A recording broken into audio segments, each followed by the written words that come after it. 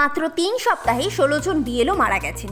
আর সেই সময়ই মমতা ব্যানার্জি সরাসরি প্রধান নির্বাচন কমিশনারকে চিঠি পাঠালেন, বললেন এসআইআর অপরিকল্পিত, প্রাণঘাতী। প্রতিটি বুথ বুথেই সাধারণত একজন করে বিএলও থাকেন। পশ্চিমবঙ্গে প্রায় 80,000-এর কাছাকাছি বুথ, আর ভারতের সবচেয়ে বড় রাজ্যগুলোর মধ্যে উত্তরপ্রদেশে প্রায় 1,28,127টা মতন।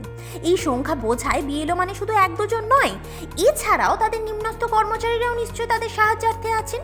এরপরও মমতা ব্যানার্জির দাবি বিএলওদের ওপর চাপ বাড়ানো হয়েছে, তাই মৃত্যু হচ্ছে। কিন্তু প্রশ্ন হলো, কাজের চাপে কি কেউ মারা যায়? দেশে কি অন্য কোনো সেক্টরে কাজের চাপ নেই? তাহলে কাজের চাপে মৃত্যু, এই যুক্তি সম্পূর্ণ ভিত্তিহীন।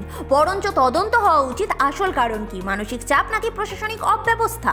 মৃত্যু কি প্রাকৃতিক নাকি সিস্টেম ব্যর্থ? এটা শুধু কমিশনের সমস্যা নয়, রাজ্য প্রশাসনেরও দায় আছে। 16 জন মৃত্যুকে কাজের চাপ বলে চালিয়ে দিলে সত্য কখনো বেরোবে না। আপনার কি মনে হয় এই মৃত্যুর জন্য দায়ী কার? কমিশন, রাজ্য নাকি অন্য কিছু লুকোনো কারণ? কমেন্টে জানান। ধন্যবাদ।